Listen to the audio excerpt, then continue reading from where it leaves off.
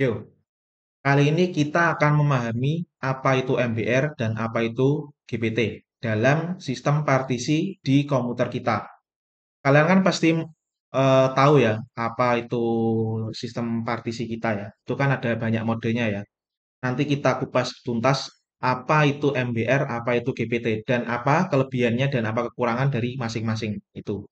Mari kita lihat di komputer. Oke. Nah, kita bisa memahami MBR sama GPT dalam perbedaan sistem partisi itu dalam dunia partisi, betul lah. Oke, oke. Sekarang kita pahami dulu perbedaan sistem partisi antara MBR dan GPT.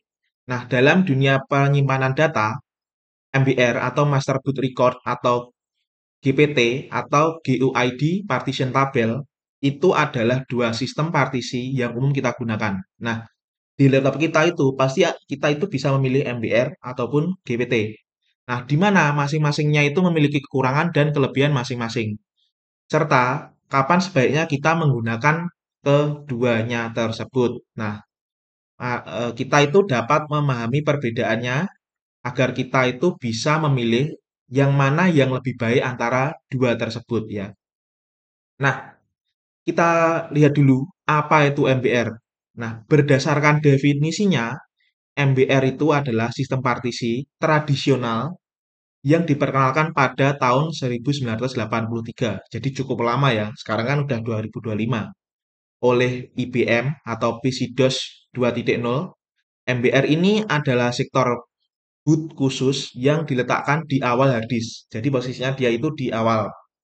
Nah, sektor ini berisi kode yang diperlukan untuk memulai sistem operasi. Kayak gitu. Nah, karakteristiknya dia itu partisinya tradisional, mendukung maksimal 4 partisi primer. Nah, kalau dalam sistem operasi kan kita mengenal namanya primer dan sekunder. Nah, MBR itu cuman bisa membuat suatu partisi sebanyak 4 untuk yang primernya, kayak gitu ya. Nah, sekarang kita cari tahu apa itu GPT. GPT atau GUID Partition Table adalah sistem partisi modern yang dikembangkan sebagai pengganti MBR. Nah, jadi juga cukup tahu ya apa itu GPT dan MBR. Yang pasti GPT lebih baik karena apa? Dia dikembangkan sebagai pengganti kayak gitu ya. GPT adalah bagian dari spesifikasi Unified Extensible Firmware Interface atau UEFI. Jadi GPT itu biasanya gandengannya ya jelas UEFI kayak gitu ya. Di mana yang merupakan antarmuka firmware standar untuk komputer modern.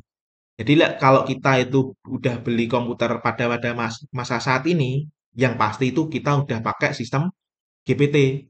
Nah, kadang kan kita bingung tuh, kenapa kok pas waktu install harus minta UEFI gini gini gini. Nah, karena sistemnya itu pakainya udah GPT ya untuk sistem partisinya. Mungkin saja dulu kalian mengenalnya itu MBR karena lama gitu. Nah, karakteristiknya dia itu dikembangkan sebagai pengganti MBR.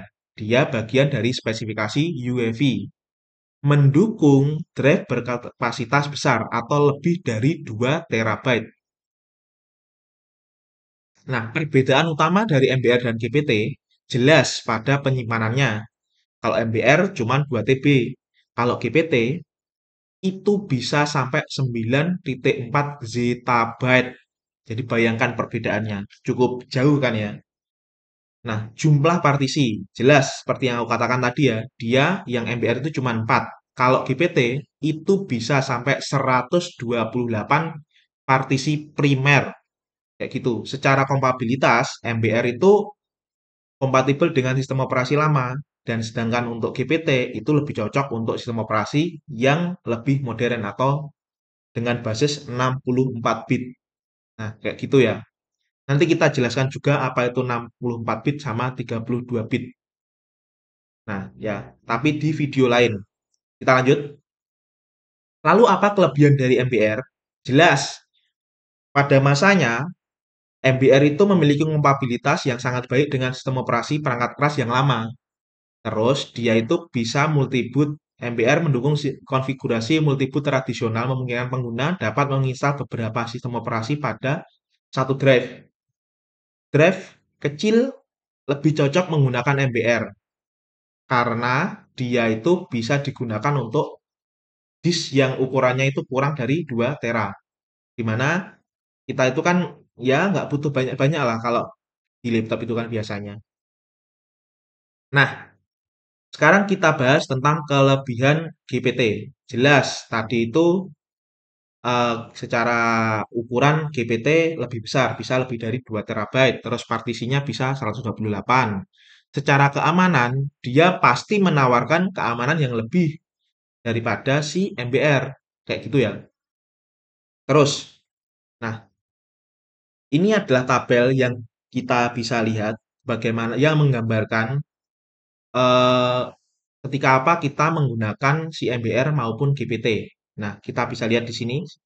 Kalau sistem operasi lama, OS-nya 32 bit, drive-nya kurang dari 2 TB, kita sarankan pakai MBR. Tapi, kalau kita udah menggunakan sistem modern, OS-nya 64 bit, drive-nya lebih dari 2 TB, kita gunakan yang namanya GPT. Nah, secara kita simpulkan, maka secara pemilihan partisi, kita bisa menggunakan sesuai kebutuhan kita ya, sesuai kompatibilitas sistem operasi kita. Nah, kalau berdasarkan rekomendasi, jelas GPT itu lebih direkomendasikan untuk saat ini karena dia itu mendukung kapasitas yang lebih besar dan pastinya memiliki fitur yang lebih baik. Nah, mungkin nantinya kita bisa belajar bagaimana caranya memigrasi MBR ke GPT jika itu memungkinkan. Tapi kayaknya memang memungkinkan sih. Karena gimana? Karena kita kan semakin lama kan semakin modern ya saat ini ya. Semacam itu. Nah, sekian sekian video penjelasan dari MBR dan GPT. Gimana? Apakah mau dijelaskan lain lagi untuk penjelasan-penjelasan terkait IT? Silahkan komen di bawah. Jangan lupa like, komen, dan subscribe. Terima kasih.